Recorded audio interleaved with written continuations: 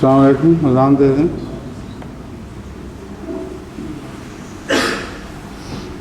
اللہ اکبر اللہ اکبر اللہ اکبر اشہد ان لا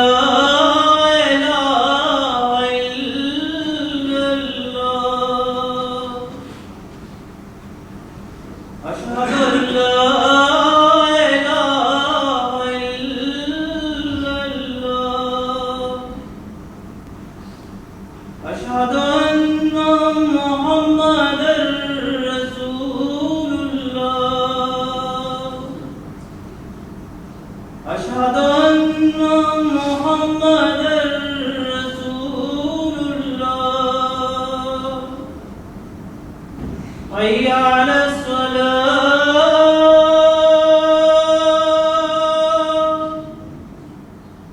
حي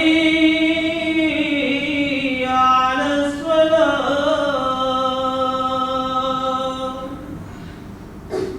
حي على الفلاح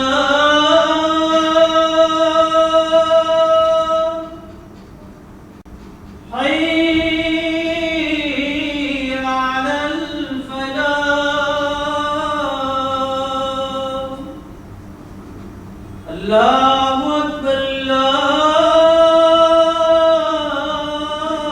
اکبر لا الہ الا اللہ.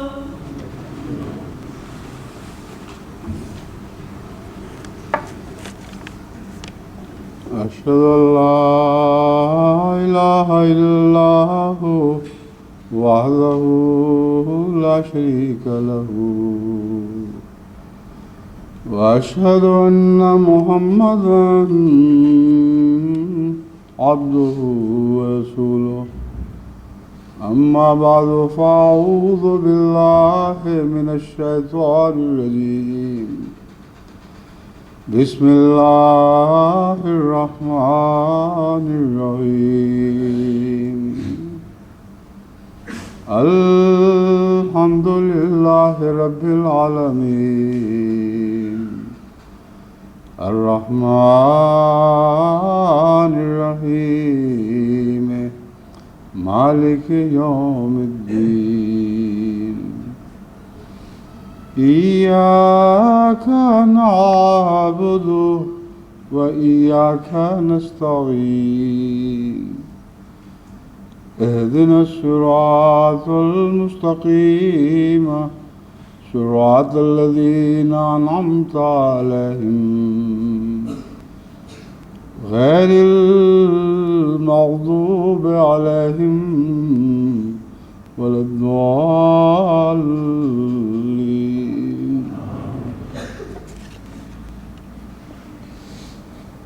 إنما يوفى الصابرون أجرهم بغير حساب. قل إني أمرت أن أعبد الله مخلصا له الدين وأمرت لأن أكون أول المسلمين. قل إني أخاف إن عصيت رب عذاب يوم عظيم. قل الله أعبد مخلصا له ديني فاعبدوا ما شئتم من دونه. قل إن الخاسرين الذين خسروا أنفسهم وأهليهم يوم القيامة ألا ذلك هو الخسران المبين. قل انی امرت ان اعبد اللہ مخلصا لہ الدین. تو کہہ دے کہ مجھے حکم دیا گیا ہے کہ اللہ کی عبادت کروں اس کے لیے دین کو خالص کرتے ہوئے. وَأُمِرْتُ لِأَنْ أَكُونَ أَوَّلَ الْمُسْلِمِينَ. اور مجھے حکم دیا گیا ہے کہ میں مسلمان ہونے کے لحاظ سے پہلا مسلمان بن جاؤں. ان دو آیات کو اکٹھا پڑھنے سے ایک بات قطعی طور پر ثابت ہوتی ہے کہ خالص دین کو خدا کے لیے خالص کرنا ہی اسلام ہے، اور بہترین مسلمان وہی ہے، اور سب سے پہلا مسلمان وہی ہے جو دین کو اللہ کے لیے خالص کر دے۔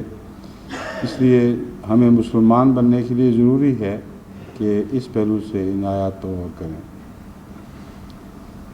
اگر اس پہلو سے ان آیات پر غور کریں تو پھر دنیا کے مسلمان کہنے یا نامسلمان کہنے کا جھگڑا ہی ختم ہو جاتا ہے۔ ایک ہی حکم ہے کہ دین کو خدا کے لیے خالص کرو۔ جو بھی دین کو خدا کے لیے خالص کرے گا خدا کی نظر میں وہی مسلمان ہے، اور جتنا زیادہ خالص کرے گا اتنا ہی اس کی مسلمانی کا مقام بڑھتا رہے گا۔ سب سے پہلے تو لفظ دین ہے، ہم یہ دیکھتے ہیں کہ دین سے کیا مراد ہے۔ انی امرت ان اعبد اللہ مخلصا لہ الدین۔ عام طور پر تراجم میں لفظ اطاعت ملے گا، لیکن لفظ اطاعت مانن درست ہونے کے باوجود اس کی دین کے لفظ کی اصلیت میں شامل نہیں ہے۔ اس موقع پر، اس محل پر اطاعت کا مضمون ہی ہے جو پیش نظر ہے، مگر کیسے ہے اور دین کا اصل معنی کیا ہے، اس سلسلے میں قرآن کے حوالے سے میں آپ کے سامنے چند امور رکھتا ہوں۔ قرآن کریم دین سے مراد مسلک لیتا ہے، اور مسلک کا الہی مسلک ہونا لازم نہیں ہے۔ کوئی بھی مسلک ہو جس پر چلنے پر انسان پابند ہو اس کو قرآن کریم دین کہتا ہے۔ چنانچہ اللہ تعالیٰ قرآن کریم میں دین الملک کا حوالہ دیتا ہے۔ ما کانا لے یاخذ اخاہ فی دین الملک۔ حضرت یوسف علیہ السلام کی کوئی طاقت نہیں تھی یا اس بات کے مجاز نہیں تھے کہ وہ بادشاہ کے دین میں اپنے بھائی کو اپنے پاس رکھ سکیں۔ اب صاف پتہ چلا کہ یہاں بادشاہ کے دین سے مراد مذہب ہرگز نہیں بلکہ قانون ہے ملک کا، اور وہ قانون جس پر چلنا لازم ہو وہی مسلک ہے جس کو قرآن کریم دین کے حوالے سے یاد کرتا ہے۔ تو ہر وہ مسلک جو قانون سازی کے نتیجے میں انسان اپنا لے اس کو بھی دین کہیں گے، ہر وہ مسلک جو جابر ملک پر ٹھونس دے جس پر چلنا سب کے لیے ضروری ہو اس کو بھی دین کہیں گے، اور وہ مسلک جو اللہ تعالیٰ نے انسان کے لیے پیدا کیا ہے اس کو بھی دین کہتے ہیں۔ اس مسلک میں طعن بھی شامل ہے اور کرہن بھی شامل ہے۔ لا اکراہ فی الدین کے اور معنی ہیں، وہاں دین خدا کے نام پر خدا کے بتائے ہوئے مسلک پر چلنے کو کہا گیا ہے، لیکن دین انسانی فطرت بھی ہے، اور وہاں طعن کی کوئی بحث نہیں آتی۔ ہر وہ چیز جو فطرت میں گوندی ہوئی ہے جس کے مطابق فطرت کو لازماً چلنا ہے، وہ دین جو ہے وہ تو جانوروں کا بھی ایک دین ہے۔ ہر چیز جو زندگی رکھتی ہے اس کا ایک دین ہے، یعنی اس کے اندر جو خدا تعالیٰ نے صفات ودیت کر دی ہیں جن پر چلنا اس کے لیے لازم ہے، یہ دین کہلاتا ہے، اور انسان کے تعلق میں دین کہلاتا ہے، کیونکہ باقی جانوروں سے پوچھ گچھ نہیں ہے اور ان کا اپنے اپنے مسالک پر چلنا ایک طبعی امر ہے۔ لیکن انسان کو دو حصے دین کے ملے ہوئے ہیں، ایک وہ دین جو اس کی فطرت میں گوندا گیا ہے، اس دین میں سے کچھ ایسا ہے جس پر اس کا چلنا لازم ہے، وہ اس سے ہٹ سکتا ہی نہیں، کچھ ایسا ہے جس سے وہ ہٹ سکتا ہے، اور اس ہٹنے والے حصے کا تعلق شریعت سے بھی ہے۔ چنانچہ قرآن کریم دین کے اس تعلق میں بیان فرماتا ہے،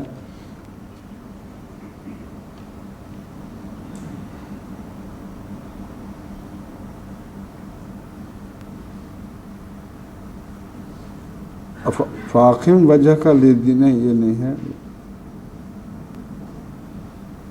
فطرت اللہ التی فطر الناس علیہا۔ یہاں جو فطرت ہے اسی کا نام قرآن کریم دین بھی رکھتا ہے۔ وہ دین ہے جس پہ خدا تعالیٰ نے انسان کو چلایا ہے۔ فطرت اللہ التی فطر الناس علیہا میں یہ وہ دین ہے جو انسان کی فطرت میں داخل کر دیا گیا ہے۔ یہ باتیں اس لیے سمجھانی ضروری ہیں، جب میں آگے مضمون کو بڑھاؤں گا تو آپ سمجھیں گے کہ ان کا آپس کا ایک تعلق ہے۔ فطرت میں جو خدا تعالیٰ نے جس کو دین فطرت کہا، دین اللہ تعالیٰ اس کو فرماتا ہے، اس میں انسان کے اندر ایک ایسا دین ہے جو اندر سے بولتا اور اندر سے اس کو بتاتا ہے، اور اس کی آواز پر کان دھرنا یا نہ دھرنا اس کا اختیار انسان کو دے دیا گیا ہے۔ فطرت جب بھی بولے گی سچ بولے گی۔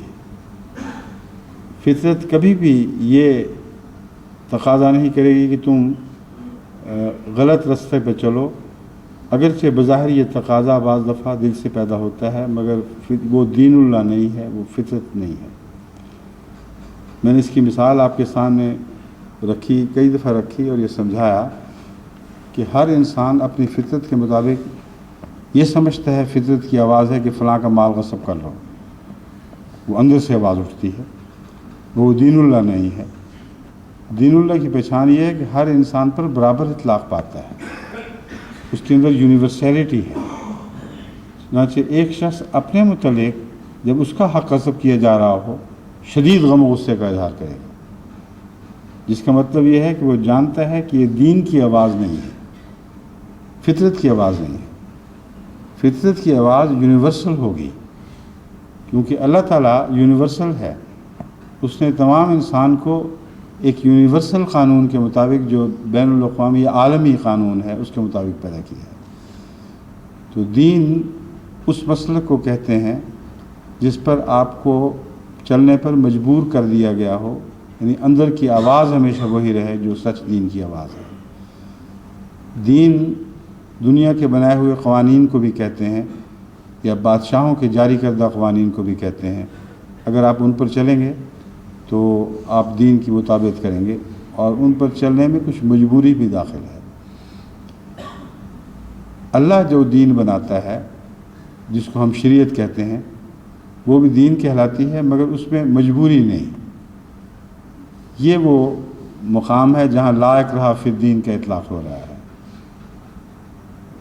دین کے معاملے میں کوئی جبر نہیں، حالانکہ فطرت جو بنائی گئی ہے وہ جبریہ ہے ایک قسم کی۔ کوئی انسان اپنی فطرت سے ہٹ سکتا ہی نہیں۔ بڑے سے بڑا قاتل، مجرم، بڑے سے بڑا گناہ گار بھی اپنے نفس میں ڈوب کے دیکھے تو اس کو فطرت کی وہی آواز دکھائی دے گی، جس کی میں نے مثال دی ہے کہ غیروں کے اپنے ساتھ معاملے میں اس کی فطرت اٹھ کھڑی ہوگی اور بتائے گی کہ اصل قانون کیا ہے۔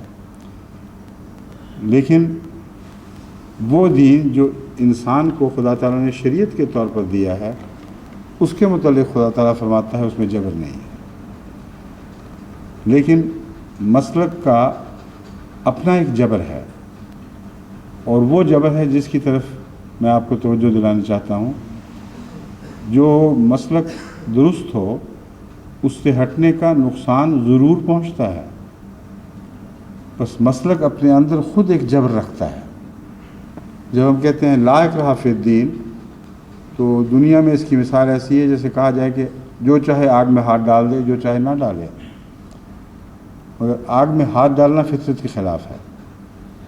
آگ میں ہاتھ ڈالو گے اجازت تو ہوگی، مگر ہاتھ ضرور جلے گا۔ بس دین میں ایک اندرونی جبریت پائی جاتی ہے جو لا اکراہ کہنے کے باوجود نہیں ہٹتی۔ چنانچہ قرآن کریم نے اس کے ایمان بعد جو مضمون بیان فرمایا وہ یہی ہے کہ پھر تم اپنے کیے کا نقصان اٹھاؤ گے۔ اگر غلط کرو گے تو اس کا نقصان تمہیں پہنچے گا، اگر صحیح کرو گے تو اس کا فائدہ تمہیں پہنچے گا۔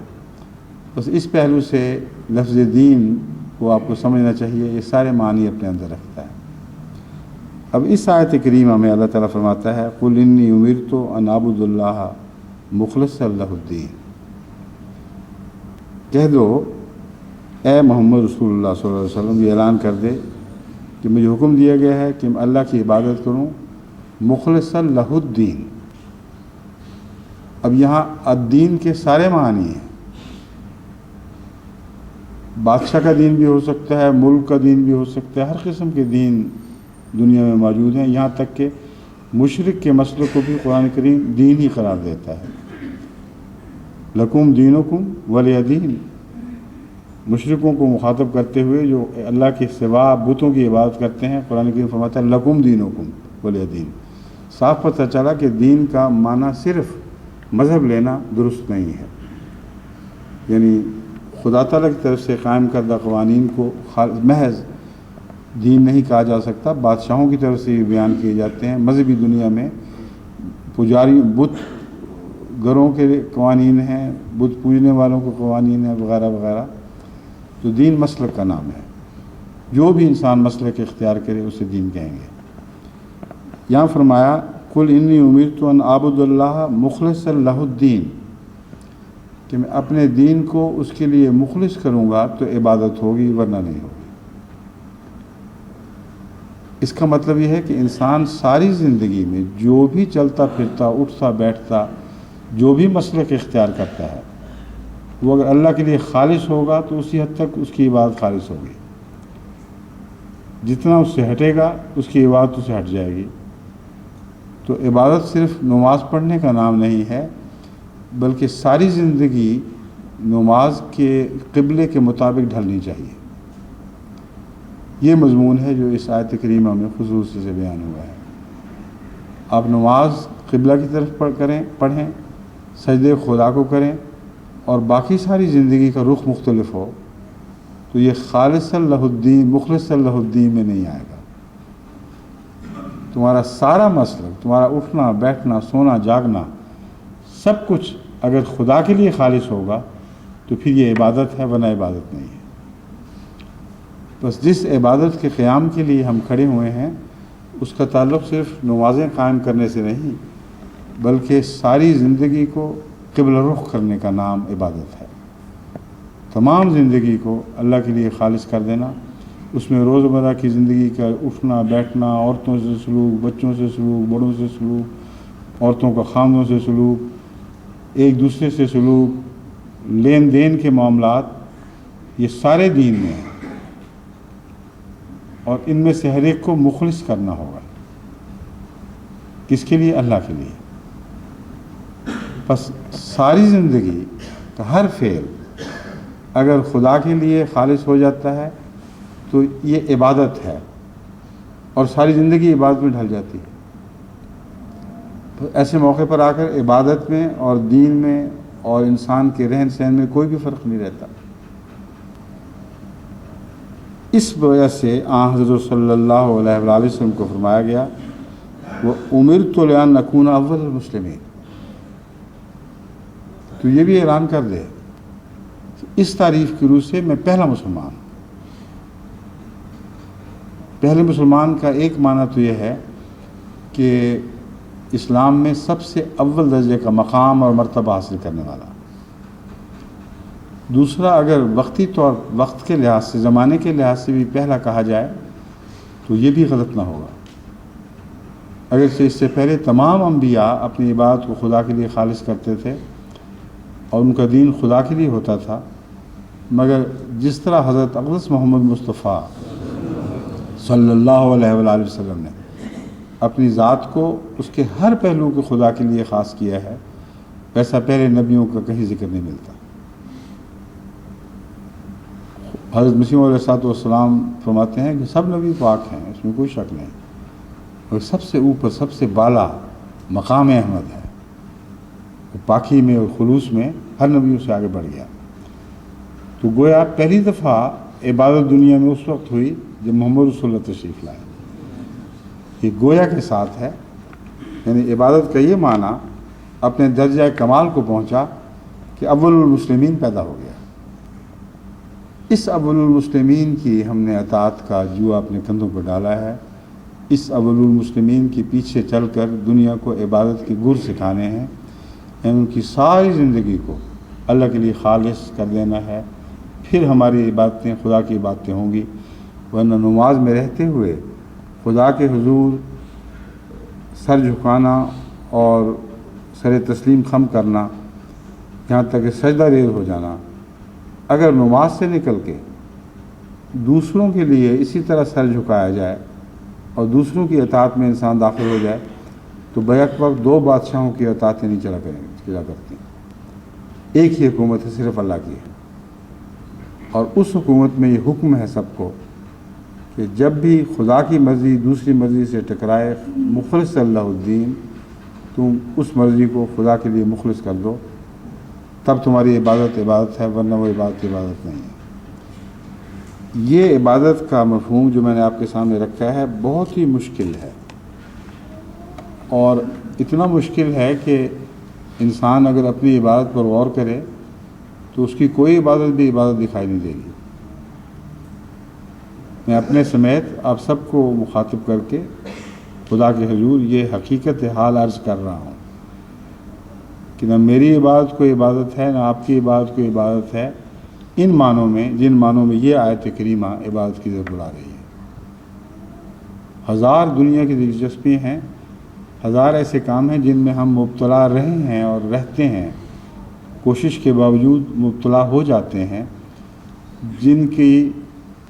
جن کا آخری مقصود اللہ نہیں رہتا.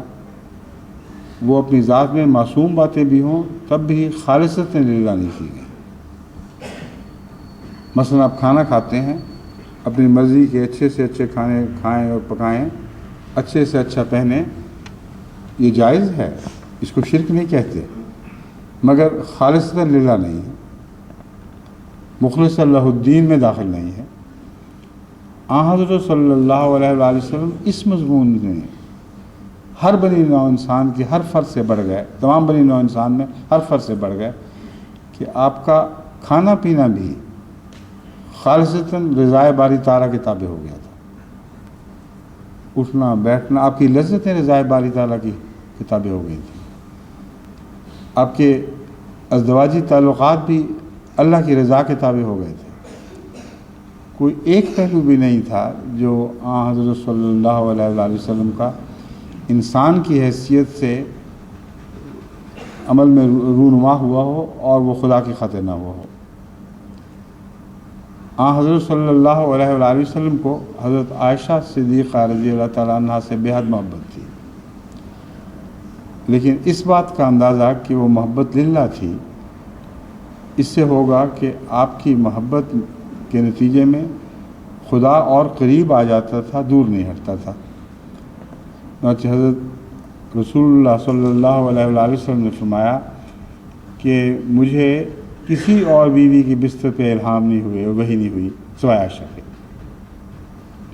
اب اگر آپ کا دل عائشہ کی خاطر عائشہ میں اٹکا ہوتا تو ہرگز خدا کا یہ اوپر جھک جانا رحمت باری کا اور اس طرح وحی کا وہاں جاری ہو جانا یہ ممکن ہی نہیں تھا. وہ باریکیاں جو حضرت صلی اللہ علیہ وآلہ وسلم کے تعلقات کی باریکیاں ہیں، ہم ان پر نظر نہیں رکھ سکتے، ان کا اکثر حصہ ہمارے علم میں ہے ہی نہیں. حدیثوں نے اس قسم کے بعض اشارے ہمارے لیے محفوظ کر دیے ہیں، جیسا کہ میں نے حضور اکرم صلی اللہ علیہ وآلہ وسلم کے اس بیان کے حوالے سے آپ کے سامنے رکھے ہیں. اندر کا وجود کیا تھا سوائے خدا کے کسی کو یقین نہیں آتا کہ ایک انسان ایسی زندگی بسر کر رہا ہے اس کا اپنا کوئی بھی پہلو اپنے لیے نہ ہو، نہ بیوی، نہ بچے، نہ کھانا، نہ پینا، نہ اٹھ، سب کچھ خدا کے لیے خالص ہو گیا. جب یہ خدا نے اعلان کروایا ساتھ ہی یہ بھی بتا دیا اول المسلمین تم ہو، تمہاری رضا کے تابع چلنے والے ہو، تمہاری عبادت اب سب دنیا کے لیے عبادت کے نمونے بن جائے گی. گویا آج پہلی دفعہ خدا کی عبادت کرنے والا ایک پیدا ہوا ہے، اس کی ساری زندگی عبادت ہو چکی ہے. بس یہ وہ پہلو ہے جس کی طرف ہم نے اپنا دھیان رکھنا ہے.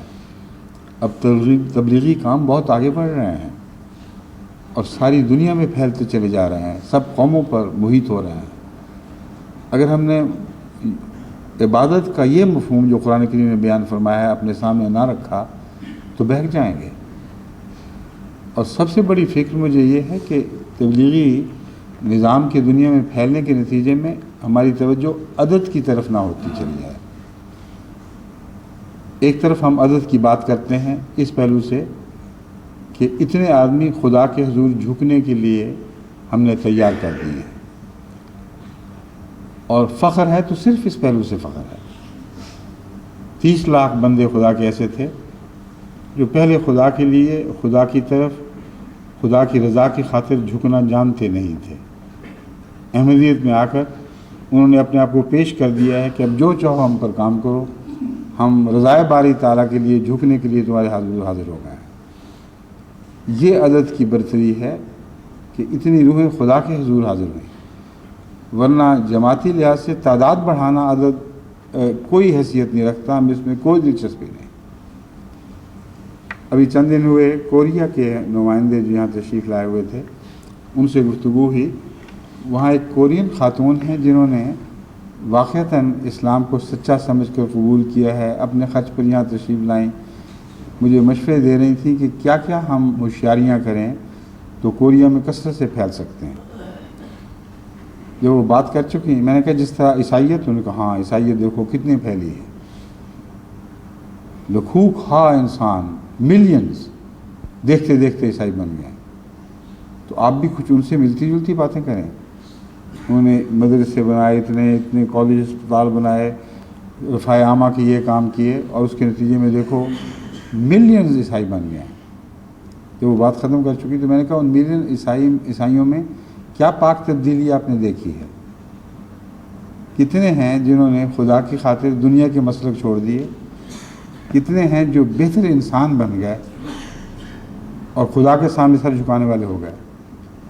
کچھ دیر تک وہ خاتون سوچتے رہی، پھر ان کا جواب صفر نکلا، میرے علم میں کوئی نہیں۔ میں نے کہا یہ سیاست ہے، یہ مذہب نہیں ہے، یہ وہ دین ہے جس کو دین اللہ نہیں ہم کہہ سکتے، اور ہمیں تو دین اللہ میں دلچسپی ہے۔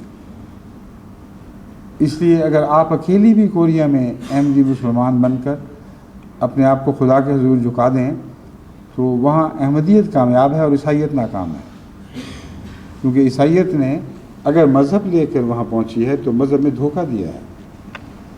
عیسائیت دراصل امریکہ کی سیاسی حیثیت کا ایک دوسرا چہرہ ہے۔ بس ان ملکوں میں جہاں عیسائیت پھیلے اور پھیلنے کے ساتھ تبدیلی کے تقاضے نہ کرے، یہ شرط ہے جس سے پتہ چلتا ہے کہ دین مخلص لہ الدین ہے یا دنیا کے لیے مخلص بنے ہیں۔ ان سارے ممالک میں جہاں جہاں عیسائیت پھیل رہی ہے، اب یہ غور کریں کہ عیسائی ہونے والے کی پہلی زندگی اور عیسائیت کے بعد کی زندگی میں کوئی فرق نہیں پڑتا،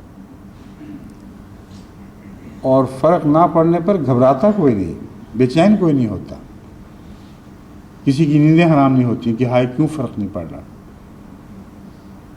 نام عیسائیت کا رکھ لو، پہلے کی ساری زندگی کو اسی طرح آگے بڑھا دو، اور بے تبدیلی وہ زندگی آگے بڑھتی چلی جائے۔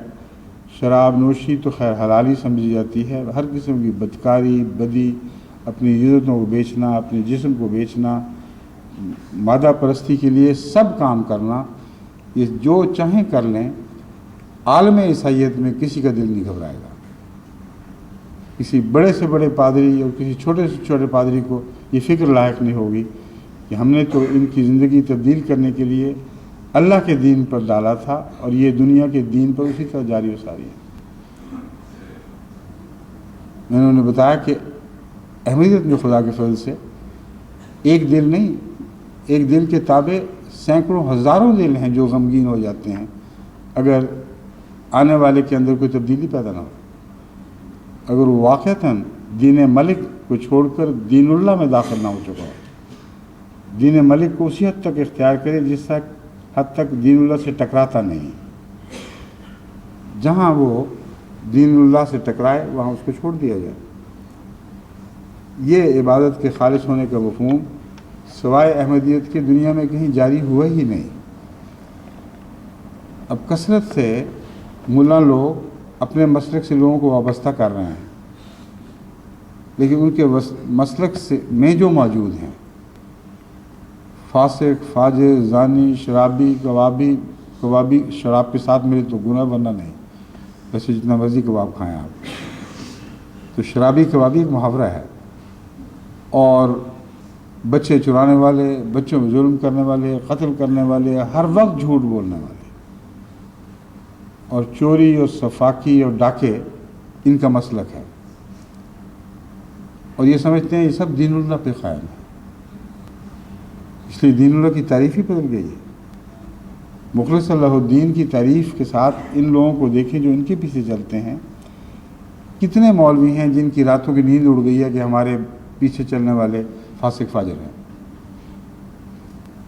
قرآن کریم نے اس بات کو امارت کے لازم قرار دیا ہے، وَاجْعَلْنِي لِلْمُتَّقِينَ إِمَامًا۔ دعا یہ کرو کہ اے خدا میں متقیوں کا امام بنا، اگر کروڑ فاسق بھی ہوں تو ان کی امامت پر ہمیں کوئی فخر نہیں، وہ امامت تو ذلت کے لائق ہے، وہ تو انسانیت کی تذلیل ہے، اس امارت پر وہ کون فخر کر سکتا ہے؟ لیکن جو متقیوں کا امیر ہو، جو متقیوں کا امام ہو، اس کی دعا قبول ہو چکی ہو کہ رب اجعلنا للمتقین اماما، وہ ہے جو لوگوں میں سر اٹھا کے چلے گا اور خدا کے حضور سر جھکا کے چلے گا۔ اس کو اندر ایک عزت نفس پیدا ہو جاتی ہے، وہ جانتا ہے کہ میرے چلنے والے خدا کے فضل سے کثرت سے متقی ہیں۔ ایسے متقی یہ مسلمان کہلانے والے دکھائیں کہاں ہیں؟ محمد رسول اللہ کا وہ دین جو قرآن نے بیان فرمایا ہے، جو میں نے اس آیت میں آپ کے سامنے رکھا ہے، اس دین پر چلنے والوں کے پیچھے کتنے ہیں؟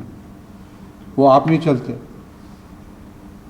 مولویوں کو تو حال یہ ہے کہ پیسے کے خطے لڑتے اور کثرت سے جھوٹ بولتے ہیں اور جھوٹ بلواتے ہیں، بولتے ہی نہیں بلکہ بلواتے ہیں، اور قرآن کے نام پر جھوٹ بلواتے ہیں۔ یہ لطیفہ بھی ہے اور دردناک واقعہ بھی ہے، جس طرح چاہے اس کو آپ دیکھ لیں۔ یہاں جب میں جلسے سے واپس آیا ہوں تو ایک رسالے کے ایڈیٹر، ایک اخبار کے ایڈیٹر کا ایک بیان ایک احمدی دوست کے سامنے جو انہوں نے دیا، وہ میں آپ کو سناتا ہوں۔ وہ کہتے ہیں ہمارے تقریباً 14,000 مجمع سے ہو کر وہ صاحب مولویوں کے جو سو کال ختم نبوت کانفرنس ہے اس میں پہنچے، وہ 200 آدمی تھے۔ جو ایڈیٹر سب کہتے ہیں میں حیران رہ گیا، میرے کہ یہ ہو کیا رہا ہے، سب دنیا کو للکار رہے ہیں اور کہتے ہیں ہم عالم اسلام کے نمائندہ ہیں، اتنی اشتہار بازی، ان کے آنے جانے کے خرچ بھی برداشت کرنے کو تیار بیٹھے ہیں، کھانے پینے کے متعلق کہہ دیا کہ ہم مفت دیں گے، اور کل 200 آدمی آئے ہیں۔ انہوں نے اٹھ کر مولوی صاحب سے سوال کیا، میں نے احمدیوں کا جلسہ بھی دیکھا ہے، وہاں تو یہ حال تھا اور یہاں میں یہ کیا دیکھ رہا ہوں، آپ کے پیچھے کل عالم اسلام کی نمائندگی میں 200 آدمی بیٹھے۔ تو مولوی صاحب کا جواب سن لیں۔ انہوں نے کہا کہ دیکھو اسلام میں ایک ایک آدمی 10 پر حاوی ہے اور ایک ایک مومن 100 پر بھی حاوی ہے، تو 100 سے ضرب دو 200 کو، کتنا بنتا ہے؟ 20,000۔ انہوں نے کہا تم اخبار میں لکھو، تمہارا اسلامی فرض ہے کہ تم اخبار میں جھوٹ لکھو کہ میں دیکھ کے آیا ہوں وہاں 20,000 آدمی آئے گئے۔ اس قدر جھوٹی قوم، اسلام کا تمسخر اڑانے والے اور دین کو اس طرح مبالغہ آمیزی کے ساتھ خدا کے اس طرف غلط منسوخ کرنے والے۔ قرآن کریم نے ایک کی 2 پر برتری اور ایک کی 10 پر برتری تو لکھی ہے، مگر ایک پہ 10 پر لکھتے تو 10 کے 200 کے 2,000 بن جاتے، اور وہ ہم سے بڑھتے نہیں تھے۔ انہوں نے قرآن بھی نیا بنایا، انہوں نے کہا نہیں، اصل میں ایک کی 100 پر برتری ہے، ہم جو مخلص لوگ ہیں یہ صحابہ سے زیادہ شان کے لوگ ہیں، ان بیچاروں کو تو خدا نے 1 سے 10 کا وعدہ کیا تھا، ہم سے 1 اور 100 کا کیا ہوا ہے، بس آپ 100 سے ضرب دیں پھر جا کے 20,000 بنے گا، اور اخبار میں شائع کریں کہ ہم 20,000 آدمیوں کا مجمع دیکھ کر آئے ہیں۔ وہ بتا رہا تھا وہ بیچارہ، دیکھو کہ میں کیا کروں، کن لوگوں سے واسطہ پڑ گیا مجھے، اگر نہ شائع کریں تو ہماری دیواریں توڑیں گے، حملے کریں گے، اور شائع کریں تو ضمیر اجازت نہیں دیتا۔ انہوں نے غالباً یہی لکھ دیا کہ بہت سے لوگ تھے، 10 سے زیادہ 200 بہت سے ہوا کرتے ہیں۔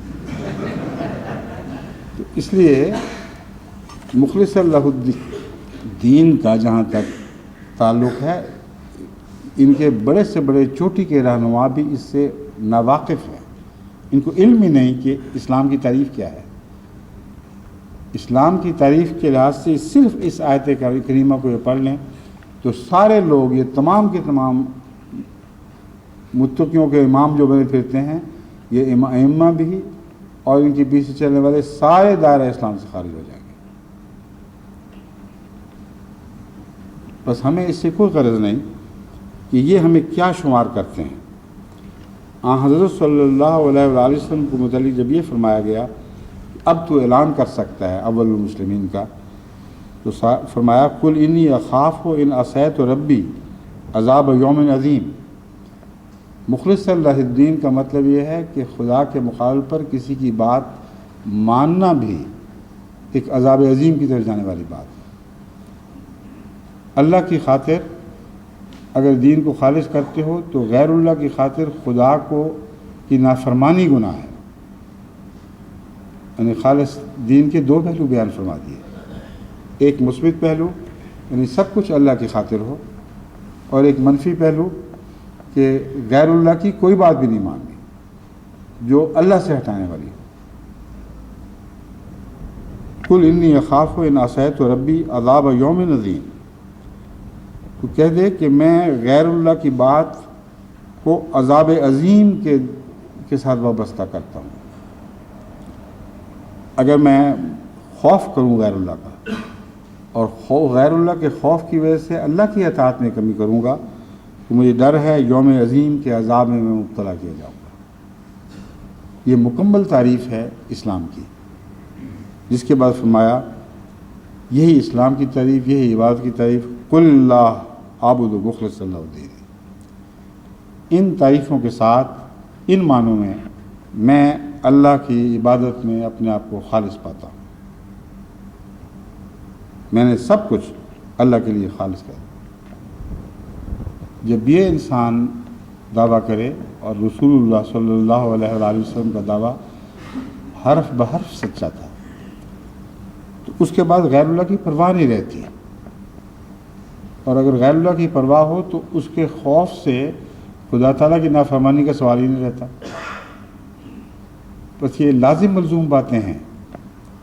جب یہ اعلان کروایا کہ مجھے غیر اللہ کی پرواہ نہیں اور خدا غیر اللہ کے خوف سے اللہ کی اطاعت کو نہیں چھوڑوں گا، اس کے بعد فرمایا اب تیرا دین خالص ہے، اب تو اعلان کر سکتا ہے عابد و مخلص اللہ دینی۔ مان بات فرماتا ہے فعبدوا ما شئتم من دونہ، بس اے لوگو تم جس کی چاہو عبادت کرتے پھرو، جس کا دین اختیار کرو، دین ملک اختیار کرو یا اپنی انانیت کا دین اختیار کرو، جس کی چاہو کرتے رہو، عبادت کرتے رہو، تمہارا ہر فعل، تمہاری ہر عبادت، تمہارا اٹھنا بیٹھنا غیر اللہ کے لیے ہو جائے گا، اللہ کے لیے نہیں ہوگا۔ اور اس کا نتیجہ اس دنیا میں تم نام ہی دیکھو، اس دنیا میں اس کا نتیجہ لازماً نکالا جائے گا۔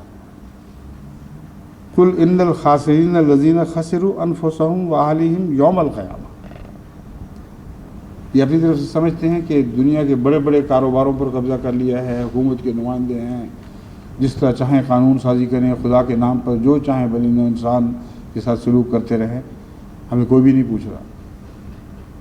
اللہ تعالیٰ فرماتا ہے پوچھے جاؤ گے، اور اس دنیا میں بظاہر تمہارے اعمال نتیجہ خیز ہو بھی جائیں تو آخرت میں تم ضرور گھاٹا پانے والے ہو، اور اصل گھاٹا کھانے والا وہی ہے جس کا اپنا نفس گھاٹے میں ہو، اس کے اہل و عیال گھاٹے میں ہوں، اس کے پیچھے چلنے والے گھاٹے میں ہوں، لیکن یہ نتیجہ یوم القیامہ کو نکلے گا، جس دن تم اپنے اعمال تبدیل نہیں کر سکتے۔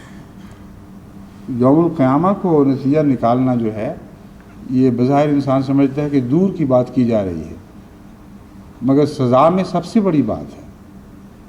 اگر اس دنیا میں بدی کا نتیجہ نکلے ساتھ ساتھ تو کئی انسان بدی سے ہٹ بھی سکتے ہیں، مگر وہ لوگ جن کو پتہ ہی بعد میں چلے جب کہ امتحان کا وقت ختم ہو نتیجہ نکل آئے، وہ بیچارے کیا کر سکتے ہیں؟ اب دنیا میں بھی امتحانات کے نتیجے جب نکلتے ہیں تو طالب علم بعض سر پیٹ کے بیٹھ جاتے ہیں مگر کچھ نہیں کر سکتے۔ پرچے دینے کا وقت ختم ہو گیا، اب صرف اعلان ہو رہا ہے کہ کس نے محنت کی، کس نے ذہانت سے کام لیا۔ انہی معنوں میں اللہ تعالیٰ فرماتا ہے تمہیں چھٹی ہے جس کی چاہو عبادت کرتے پھرو۔ ان الخاسرین الذین خسروا انفسهم واہلہم یوم القیامہ، گھاٹا کھانے والے تو وہ ہیں جو اپنے آپ کو اور اپنے اہل و عیال کو گھاٹے میں ڈال رہے ہیں اور پتہ چلے گا قیامت کے دن۔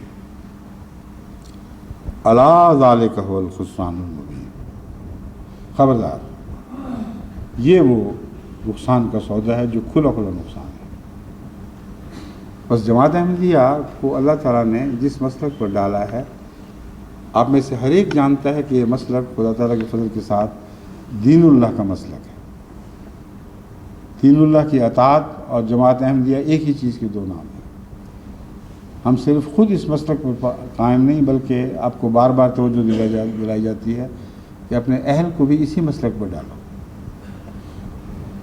جب غیر اللہ نے اپنے اہل کو اس مسلک پر ڈال لیا ہے، اپنے مسالک پر ڈال لیا ہے، تم بھی اپنے اہل و عیال کی فکر کرو، ان کو اپنے مسلک پر ڈالو اور نتیجے سے بے پرواہ ہو جاؤ، کیونکہ قیامت کے دن تمہیں خسران المبین نہیں ہوگی بلکہ فوز العظیم حاصل ہوگی۔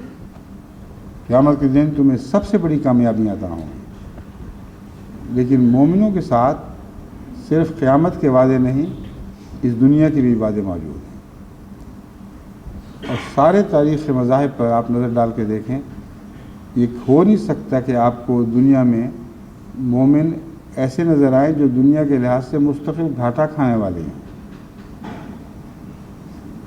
ان کی تو دنیا بنتی دین کی قربانیوں سے ہے، دین کی خاطر قربانیوں سے ہے۔ اب اس کی مثالیں آپ سامنے رکھیں تو آپ کو میں یہ نہیں کہنا چاہتا کہ ان کامیابیوں کی خاطر اپنے دین کو ڈھالیں، یہ بتانا چاہتا ہوں کہ دین کو اللہ کے لیے خالص کر دیں، اور یہ جو زائد نعمتیں ہیں یہ تو آپ کو ملنی ہی ملنی ہے، ان سے تو انکار ممکن ہی نہیں ہے۔ لیکن ان نعمتوں کی خاطر اگر اپنے دین کو ڈھالا تو مخلص اللہ الدین نہیں رہیں گے آپ۔ اس فرق کو میں نمایاں طور پر آپ کے سامنے کھولنا چاہتا ہوں۔ جن نعمتوں کا میں ذکر کروں گا، جن اللہ تعالیٰ کے فضلوں کا اس دنیا میں نازل ہونے کا میں ذکر کروں گا، یہ فضل مخلص اللہ الدین والوں کو ان نسلوں کی صورت میں بھی عطا ہوئے ہیں جو دین سے ہٹ گئے تھے۔ یہ فضل اس دنیا میں بھی نازل ہوتے ہیں، ہوتے چلے جاتے ہیں۔ اللہ تعالیٰ اپنا وعدہ نہیں روکتا، اپنے ہاتھ نہیں بند کرتا، اس کے ہاتھ کھلے ہیں اور وہ کھلے ہاتھوں سے مخلصین کی اولاد کو دیتا چلا جاتا ہے۔ پھر ہر ایک اس میں سے اپنا جواب دے ہے۔ مگر اگر آپ نے دین کو خدا کے لیے خالص نہ کیا، اس نعمت کی خاطر خدا کے حضور جھکے، تو آپ کا دین بھی گیا اور آپ کی دنیا بھی رائے گا۔ تبلیغ کے میدان میں اس بات کو پیش نظر رکھ کے ہمیشہ اس کا شعور بیدار رکھتے ہوئے آپ نے آگے بڑھنا ہے۔ حضرت عیسیٰ علیہ السلام کی قوم کو دیکھیں۔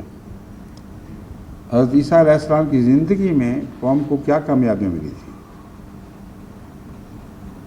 اگر حضرت عیسیٰ مخلص اللہ الدین نہ ہوتے تو کبھی کا اس دین کو چھوڑ کر کہیں چلے جا چکے ہوتے، جس دین میں دکھوں کے سوا کچھ نصیب ہی نہ ہو۔ لیکن ان دکھوں نے آپ کے مخلص اللہ الدین ہونے کو ثابت کر دیا۔ ان مصیبتوں نے یہ بتا دیا کہ یہ بندہ ایک ایسا بندہ ہے جس کا دین محض اللہ کے لیے ہے اور غیر اللہ کے لیے نہیں ہے۔ پھر جو پھلوں کا دور شروع ہوا ہے، نعمتیں شروع ہوئی ہیں، آج تک آپ ان نعمتوں کو دیکھ رہے ہیں کہ کس طرح عیسائی قوموں پر آسمان سے نازل ہو رہی ہیں، ہوتی چلی جا رہی ہیں۔ سائنس میں ترقیات، علوم میں ترقیات، دنیا کی ہر چیز پر جس مٹی پر انہوں نے ہاتھ ڈالا اسے سونا بنا دیا، اور واقعتاً کیمیا گری سیکھ لی۔ مگر یہ ساری نعمتیں خدا کے ایک بندے کے اخلاص، دین کے اخلاص کی وجہ سے ہیں، اور ان کی اپنی کوئی حیثیت نہیں ہے۔ جو معاہدہ ان پر اتر رہا ہے وہ حضرت عیسیٰ علیہ السلام کی دعا سے اور آپ کی قربانیوں سے اتر رہا ہے۔ تو دیکھیں اس دنیا میں بھی اللہ تعالیٰ دیتا ہے، مگر دعا یہ کرنی ہے کہ ایسا ان لوگوں کو دے جو واقعتاً نیک بھی ہوں ساتھ، اور یہ ایک ایسی تمنا ہے جس کے لیے آپ کو بڑی محنت کرنی پڑے گی۔ حضرت مسیح موعود علیہ السلام کے ساتھیوں، آپ کے غلاموں نے اور ہم نے جو کچھ ہمارے بس میں تھا دین کے لیے حاضر کر دیا ہے۔ اس کے نتیجے میں آسمان سے بارشیں برسنی ہیں، اور اتنی زیادہ کہ عیسائیت کی نعمتیں اس کے مقابلے پر کوئی بھی حیثیت نہیں رکھیں گی۔ لیکن جتنی بڑی نعمتیں ہوں اتنی بڑی آزمائشیں بھی ساتھ آتی ہیں۔ متقین کا امام بننے کے لیے دعا کریں، اور متقین کا امام بننے کے لیے کوشش کریں، اور ابھی سے کوشش کریں۔ اگر متقین کی طرف نظر نہ پڑے آپ کی اور دنیا کی نعمتوں پر پڑی تو آنی تو ہیں، مگر وہ بیکار جائیں گی اور آپ کی نیکیوں کو بھی کھا جائیں گی۔ آخر پر دنیا میں سب سے بدترین لوگ جو ظاہر ہوں گے وہ جماعت احمدیہ کے وہ بگڑے ہوئے آخری لوگ ہیں، جب اسلام اور احمدیت ایک ہی چیز کے دو نام بن جائیں گے۔ وہ الناس جن کے متعلق رسول اللہ صلی اللہ علیہ وسلم کی پیشگوئی ہے کہ وہ شر ہوں، سب سے زیادہ بدترین مخلوق ہوں گے جن پر آخر قیامت آئے گی، ٹوٹے گی۔ یہ لوگ نام کے احمدی کہلانے والے ہی تو ہوں گے، یہ دعویٰ کر رہے ہوں گے احمدی مسلمان ہیں۔ اس بد انجام کی طرف نگاہ کریں جس کو ٹالنے کے لیے آپ نے کوشش کرنی ہے۔ بعض بد انجام ایسے ہیں جو ہو کے تو رہتے ہیں، مگر جو ٹالنے کی کوشش کرنے والے ہیں وہ ان کے بد اثرات سے بچائے جاتے ہیں، اور ان کی نسلوں پر خدا تعالیٰ احسان فرماتا ہے، اور ایک لمبے عرصے تک ان کی نسلیں دنیا کی بدیوں سے بچائی جاتی ہیں۔ اس مضمون کو اگر پورا کھولا جائے تو حضرت اقدس محمد مصطفیٰ صلی اللہ علیہ وآلہ وسلم کی اپنی نسل میں دیکھیں، اگرچہ سیدوں میں بھی بہت بد بھی موجود ہیں، رسول اللہ صلی اللہ علیہ وسلم کے دین سے ہٹنے والے بھی موجود ہیں، مگر ایک بہت لمبے عرصے تک حضرت اقدس محمد مصطفیٰ صلی اللہ علیہ وآلہ وسلم سے خونی تعلق رکھنے والوں نے دین کی عظیم الشان خدمت کی ہے۔ اسی پہلو سے اکثر شیعہ ائمہ کی ہمارے دل میں گہری عزت بھی ہے اور گہری محبت بھی ہے، کیونکہ رسول اللہ صلی اللہ علیہ وآلہ وسلم نے ان کی بھلائی میں ان کو دنیا سے الگ رکھنے کی جو آپ کے ہاتھ پہ کوشش ہو سکتی تھی وہ کی ہے۔ حضرت فاطمہ رضی اللہ تعالیٰ عنہ کی تربیت میں آپ نے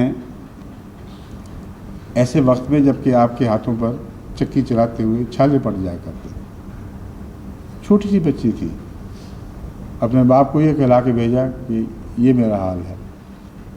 آپ نے فرمایا تمہیں میں دین کی ایسی باتیں نہ بتاؤں کہ جو تمہیں خدا کی نظر میں مقبول کرنے والی ہیں۔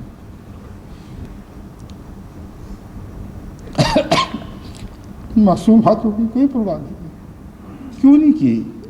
آپ کو بے حد محبت تھی حضرت فاطمہ رضی اللہ تعالیٰ عنہ سے، لیکن محبت سچی تھی، جس طرح محبت خدا کے لیے خالص تھی اسی طرح اپنے بچوں کی محبت بھی خدا کے لیے خالص تھی۔ اور اہلیکم کا لفظ جو یہاں آتا ہے یہ تنبیہ کر رہا ہے، جس کی طرف میں آپ کو متوجہ کرنا چاہتا ہوں۔ اگر آپ دین کے لیے اپنے آپ کو خالص سمجھ رہے ہیں اور وہی باتیں اپنے بچوں کے لیے نہیں چاہتے تو آپ سمجھ لیں کہ آپ کا دین اس حد تک خالص نہیں ہے۔ بس حضرت فاطمہ رضی اللہ تعالیٰ عنہ کی بطن سے جو اولاد آگے چلی ہے وہ اس لیے دیر تک دین میں خالص رہی ہے کہ حضرت صلی اللہ علیہ وآلہ وسلم نے اس دین کے خلوص ہی کو اپنے لیے اختیار کیے رکھا تھا۔ بس آپ اگر آج اپنے بچوں کے معاملے میں اپنے دین کو خالص کریں، اور یہ ضروری اس لیے ہے کہ وجعلنا للمتقین امامہ کی دعا ہو ہی نہیں سکتی اگر یہ نہ کریں۔ ایک طرف خدا سے دعا مانگیں کہ ہماری آنے والی نسلیں متقی ہوں، اس میں اولاد بھی شامل ہے اور دیگر پیچھے چلنے والے بھی ہیں، لیکن اول طور پر اولاد ہے۔ تو اولاد کے لیے اگر آپ یہ دعا نہ کریں اور خالص دین کے ساتھ نہ کریں تو پھر یہ دعا اکارت جائے گی، اور اگر اولاد کو اس میں شامل رکھیں گے تو خالص اللہ الدین کا یہ مخلص اللہ الدین کا یہ معنی آپ کو پیش نظر رکھنا ہوگا۔ ان کو سمجھائیں کہ کس طرح خدا تعالیٰ کی طرف سے آنے والی نعمتوں کو پھر خدا کی راہ میں خرچ کریں، خدا کے لیے خالص کریں، اور مزہ نہ اٹھائیں دنیا کی نعمتوں کا جب تک ان کا خدا سے تعلق نہ ہو۔ یہ تو ناممکن ہے کہ آپ اپنی اولاد کو حضرت اقدس محمد مصطفیٰ صلی اللہ علیہ وسلم کی خاک پا کی طرح بنا سکیں، لیکن خاک پا بنانے کی کوشش کرنا یہ لازم ہے، کیونکہ اس خاک میں بھی وہ رنگ ہیں جو رسول اللہ کی سیرت کے رنگ ہیں۔ دیکھو ایک گل کا اثر اس مٹی میں بھی ہو جاتا ہے جس مٹی سے گل نکلتا ہے۔ گل نکلنے سے پہلے وہ مٹی اور رنگ رکھتی ہے، لیکن پھولوں کی کیاری میں خوشبو آنے لگتی ہے، اس کی مٹی میں بھی ویسے رنگ آنے لگتے ہیں جو پھول میں ہیں۔ اس لحاظ سے حضرت صلی اللہ علیہ وسلم کی خاک پاک جو میں نے ذکر کیا ہے وہ بالکل درست ہے، اس میں کوئی بھی شک نہیں ہے۔ حضرت مسیح موعود علیہ السلام تو فرماتے ہیں آل محمد کی گلیوں کی خاک بھی مجھے پیاری ہے۔ یہ آل محمد وہ آل محمد ہے جس کا میں ذکر کر رہا ہوں، جس کو حضرت اقدس رسول اللہ صلی اللہ علیہ وسلم نے اپنے رستوں پر چلنا سکھایا اور ہمیشہ ترجیحات دین کو دی، جہاں تک کہ ان کی فطرت ثانیہ بن گئی۔ ان کی نسلیں دیکھو دیر تک محفوظ رہی ہیں، اور ائمہ سے آگے ائمہ پیدا ہوتے رہے، اس میں کوئی شک بھی نہیں ہے۔ اگر آپ اگلی دنیا میں ظاہر ہونے والی اپنی اولاد پر رحم کرنا چاہتے ہیں، اگر کل جو آپ کی اولاد دنیا کو دکھائے گی اس پر نظر رکھنا چاہتے ہیں، تو پھر ابھی سے اپنی اولاد کو بھی مخلص اللہ الدین کو بنانے کی کوشش کریں۔ اگر یہ کریں گے تو میں امید رکھتا ہوں کہ انشاءاللہ تعالی ہماری آئندہ نسلیں، جب تک خدا تعالیٰ کا قانون اجازت دیتا ہے، کیونکہ خدا تعالیٰ کا قانون بعض دفعہ اجازت نہیں دیتا، اس لیے وہ نسلیں بگڑ جا کرتی ہیں۔ بعض دفعہ خدا کا قانون نیک لوگوں کی اولاد کو بھی کھلی چھٹی دیتا ہے، چاہیں تو یہ کریں چاہے تو وہ کریں۔ یہ قانون اگر نیکی کے لیے استعمال ہو تو وہ ترقی کرتی چلی جاتی ہیں، مگر بدی کی طرف جھکنے کا ان کا اختیار نہیں کھینچا جاتا۔ جب وہ بدی کی طرف جھک جائیں تو پھر ان کی سزا بھی بعض دفعہ دوہری سزا ہوتی ہے۔ چنانچہ حضرت اقدس محمد مصطفیٰ صلی اللہ علیہ وسلم کی ازواج مطہرات کے متعلق خدا نے یہی بتایا کہ دیکھو تم اگر نیکیوں پر قائم رہیں، تقویٰ پر اور عصمت پر قائم رہیں تو تمہارا دوہرا اجر ہوگا۔ بعض لوگ سمجھتے ہیں کہ ناانصافی ہے یہ، رسول اللہ صلی اللہ علیہ وسلم کی بیویوں کا دوہرا اجر اور باقیوں کا نہیں، لیکن ساتھ ہی فرمایا اگر ہٹو گی تو سزا بھی دوہری ہوگی۔ تو اجر کے ساتھ اگر سزا بھی بڑھتی چلی جائے تو یہ انصاف قائم رہتا ہے۔ بس آنے والی نسلوں میں اگر آپ متقی ہوئے اور آپ لمبے عرصے تک آپ کی نسلیں متقی رہیں، اگر وہ رستے سے ہٹیں گی تو ان کی سزا بھی دوہری ہوگی۔ اس لیے اپنی نسلوں کی فکر کریں اور ابھی سے ان کی طرف توجہ دیں۔ اور اس وقت میں جو مضمون میں نے چھیڑا ہے، میرے نزدیک اس وقت روحانی نسلیں تھیں۔ وجعلنا للمتقین اماما میں میرے سامنے اس وقت نئے آنے والے احمدی ہیں، 30 لاکھ ایک سال میں ہوئے ہیں۔ 30 لاکھ کی ذمہ داریاں ادا کرنا کوئی معمولی کام نہیں ہے۔ اس سلسلے میں میں مبلغین کو کچھ جلسے پر عام ہدایات بھی دے چکا ہوں، کچھ الگ ہدایات بھی دے چکا ہوں۔ مزید انشاءاللہ سارا سال ان کو مطلع کرتا رہوں گا کہ یہ بھی کرو، وہ بھی کرو، وہ بھی کرو، تاکہ ہم اپنی روحانی اولاد کی آئندہ کے لیے فکر کرنے والے بنیں۔ اور اگر نہیں کرتے تو پھر اس عددی برتری کو کوئی بھی حیثیت حاصل نہیں۔ محض ایک ذلت کی دوڑ میں ہم شامل ہونے والے ہوں گے. غیر بھی نعرے لگائیں گے کہ ہمارے پیچھے اتنے چلنے والے ہیں, ہم بھی نعرے لگائیں گے ہمارے پیچھے اتنے چلنے والے ہیں. ہمارا فخر تب جائز ہوگا اگر ہجرم سلطان بود ہی نہ ہو بلکہ اولاد میں سلطانی کی خوشبوئیں آئیں, اولاد کے کلہہ میں بھی کلہبی سلطانی کلہہ ہوں. تو اس پہلو سے آپ کے لیے لازم ہے کہ اپنی آئندہ آنے والی نسلوں یعنی روحانی نسلوں کی طرف ابھی سے متوجہ ہوں, باریکی کے ساتھ ان کا خیال رکھیں. جیسا کہ میں نے عرض کیا ہے, ہدایات مختلف دی جاتی ہیں, دی جاتی رہیں گی, اور ہدایات بھی انشاءاللہ آپ کو وقت وقت دی جائے گی. میرے ذہن میں جو پروگرام ہے اس کو اکٹھا میں کھول نہیں سکتا کیونکہ زیادہ بوجھ پڑ جائے تو لوگ بھول جاتے ہیں. زیادہ بوجھ نہ ڈالنے کا فلسفہ بھی ہم نے قرآن کریم سے سیکھا ہے. قرآن کریم فرماتا ہے لا یکلف اللہ نفسا الا وسعها. تو آپ کے ساتھ آپ کے اوپر جو کاموں کے بوجھ ڈالوں گا میں اس قانون کے تابع آپ کی وسعت بھی ساتھ ساتھ بڑھاؤں گا, یعنی اللہ بڑھائے گا اور میں عرض کروں گا, اور کوشش یہ کروں گا کہ جتنی جتنی وسعت آپ کی بڑھتی جاتی ہے اتنا اتنا بوجھ بھی آپ کا بڑھاتا جاؤں. وسعت کے بعد جو بوجھ ہے وہ بوجھ لگا نہیں کرتا. یہ مزے کی بات ہے. ایک انسان جو کمزور ہو اور 4 سیر وزن بھی نہ اٹھا سکتا ہو, اس پر من ڈال دیں تو وہ ٹوٹ کر گر جائے گا, ہمیشہ کے لیے بیمار ہو جائے گا. مگر جو من اٹھا سکتا ہو اس کے اوپر اس سے نیچے نیچے جتنے بوجھ ڈالیں وہ ہنسی سے خوشی کے ساتھ دوڑتا ہوا اس بوجھ کو اٹھا لے گا. بوجھ ہمیشہ اس وقت محسوس ہوتا ہے جب طاقت سے بڑھ جائے. یاد رکھیں یہ قانون قدرت ہے. آپ اگر 10 میل آرام سے چل سکتے ہیں, جب 11 میل شروع کریں گے تب آپ تھکیں گے. اگر آپ نصف میل چل سکتے ہیں, نصف میل آرام سے ٹہلیں چلیں, آپ کو کوئی تکلیف نہیں ہوگی. روزانہ جسم میں مزید طاقت آتی چلی جائے گی, بشاشت آتی چلی جائے گی. جب آپ نصف کو ایک دم ایک بنانے کی کوشش کریں گے آپ مارے جائیں گے. تو اللہ وسعہ میں بے شمار پیغامات ہیں ہمارے لیے. ہم نے جو آگے دنیا کا نقشہ بنانا ہے, جماعت کی تربیت کرنی ہے, اس میں نے دیکھا ہے کہ مجھے اللہ وسعہ کے مضمون پر غور کرنے سے بے شمار فائدہ پہنچا. وسعتیں بڑھائی جائیں. جب اس وسعت پر انسان خوش ہو جائے اور ہنسی خوشی کرنے لگے, پھر تھوڑا سا اور قدم بڑھائیں, پھر تھوڑا سا اور قدم بڑھائیں, تو اس سے اللہ تعالیٰ کے فضل کے ساتھ ہماری وسعتیں پھیل کر ہماری ضروریات کے مطابق ہو جائیں گی. 30 لاکھ انسان خدا ہمیں نہ دیتا اگر خدا کے نزدیک ہماری یہ وسعت نہ ہو چکی ہوتی. اس بات کا مجھے کامل یقین ہے. مگر اللہ تعالیٰ کے نزدیک ہماری وسعت کیا تقاضے کرتی ہے, اس میں وسعت کے اندر رہتے ہوئے تھوڑی تھوڑی وسعتیں اور بڑھانے کی ضرورت پڑے گی. ایک انسان کی وسعت پیدائشی طور پر بہت ہو سکتی ہے, مگر بچے کو سکھانا تو پڑتا ہے. جب وہ سیکھتا ہے تو پھر معلوم ہو جاتا ہے کہ میری وسعت کیا تھی.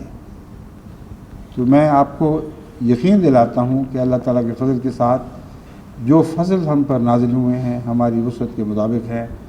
یہ ناممکن ہے کہ خدا تعالیٰ یہ نعمتیں ہمیں عطا فرماتا اگر اس کے نزدیک ہماری وسعت کے اندر ان کو سنبھالنا نہ ہوتا. اپنی وسعتوں کے اس حصے کو بڑھا دیں جو ابھی تک آپ سے کھوئے ہوئے ہیں. آپ میں سے ہر ایک عبادت کے اس مضمون پر چل کر جو میں نے بیان کیا ہے اپنی وسعتوں کو بہت بڑھا سکتا ہے. اگر جماعت احمدیہ ساری مخلص اللہ الدین بنے, یعنی بننے کی کوشش شروع کر دے, تو اتنی عظیم وسعتیں عطا ہوں گی کہ ان کا آپ تصور بھی نہیں کر سکتے. ایک سال میں 30 لاکھ کیا کروڑ بھی ہو جائیں گے تو آپ کی وسعت کے اندر رہیں گے. بس آئندہ کی ترقیات اگر خدا سے مانگنی ہیں تو جو عطا ہوئی ہیں ان کا شکر ادا کریں, ان کے شکر کا حق ادا کریں, ان کو سنبھالنے کا حق ادا کریں, اور اس حق کو ادا کرنے کے لیے اپنا حق ادا کرنا سب سے بڑا ضروری ہے. یہاں سے کام چلے گا. اپنا حق ادا کریں, اپنے اہل و عیال کا حق ادا کریں. پھر خدا تعالیٰ کے فضل کے ساتھ آنے والے جتنے بھی ہوں, لاکھوں ہوں, کروڑوں ہوں, انشاءاللہ تعالیٰ آپ کی وسعت کے دائرے میں رہیں گے اللہ تعالیٰ ہمیں اس کی توفیق عطا فرمائے۔ اس کے لیے دعا کرنی لازم ہے، اس لیے میں آپ سے درخواست کرتا ہوں کہ دعاؤں کے ذریعے اللہ تعالیٰ کے فضل کو مانگتے رہیں، اپنے لیے بھی، اپنی اولاد کے لیے بھی، اور باقی سب کے لیے بھی۔ خدا ہمیں اس کی توفیق عطا فرمائے۔